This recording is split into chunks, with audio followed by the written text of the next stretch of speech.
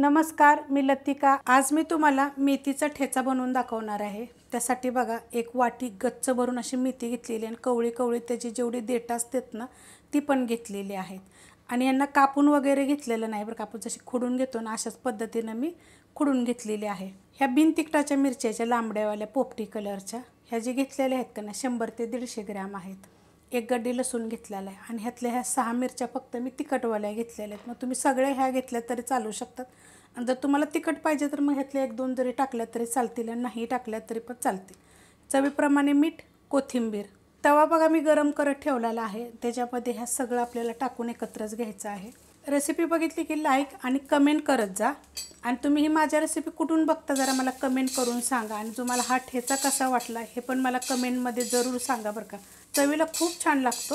आता हे काय करायचं, 1-2 मिनिटं आपल्याला फक्त त्याला डाग पडस्तोर असं चांगलं परतून घ्यायचे। मिरची बघा मस्त अशी भाजली गेलेली, असे डाग पडस्तोर मिरची भाजून घ्यायची कधी पण, म्हणजे काय होतं ठेचा म्हणा काय तुम्ही चटणी कराल म्हणा तर त्याचं काय होतं तिखटपणा कमी होतो आणि बिन तेलाचीच भाजायची। आता हे मी काढून घेते। मिरची मी काढून घेतलेली आहे, त्यामध्ये आपल्याला एकदम थोडंसं बघा एक छोटा चमचा तेल टाकून घ्यायचे। थोडा गरम होऊन देऊया। तेल गरम झालेलं आहे, त्याच्यामध्ये एकदम थोडंसं बघा जिरं टाकायचं, छोटा अर्धा चमचा टाकलं तर चालेल आणि त्यात एकदम थोडासा कांदा टाकायचा। एकदम चॉपरला बघा मी बारीक केलेला आहे, मोठा मोठा केला तरी चालेल आणि एक अख्खा जरी टाकला तरी पण चालेल। कांदा मी हलकासा बघा भाजून घेतलेला आहे, अशा पद्धतीत कलर आला पाहिजे आणि त्यात टाकणार आहे मी मेथीची भाजी आणि ह्याला पण आपल्याला मीडियम गॅसवर 1-2 मिनटं फक्त आपल्याला परतून घ्यायचं। 2 मिनटं बघा मी परतून घेतलेलं आहे। ह्याच्यामध्ये टाकणार आहे कोथिंबीर आणि ती पण आपल्याला ह्याच्यामध्ये मिक्स करायची। आता मी गॅस करणार आहे बंद। गॅस मी बंद करून टाकला होता बघा। आता हे काढून घेऊया, ह्या मिरचीवरच काढून घ्यायचं।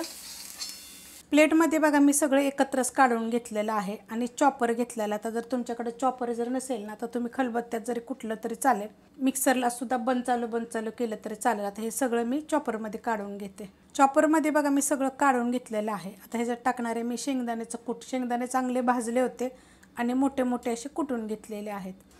तुम्हाला पाहिजे तर तुम्ही त्याची साल पण काढू शकता, मी साल नाही काढलेलं। तर हे पण मी टाकून घेणार। हे अर्धी वाटी आहेत बघा, कमी जास्त केले तरी चालतील।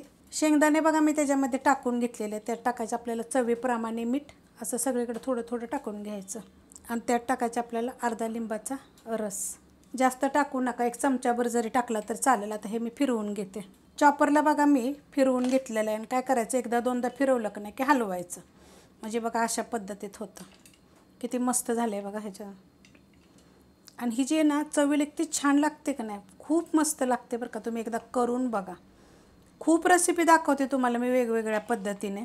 आता हे तुम्हाला जर परतायचं असेल तर तुम्ही परता बरं का, नाही परतलं तरी पण चालेल, कारण की आपण हे सगळं भाजून घेतलेलं आहे।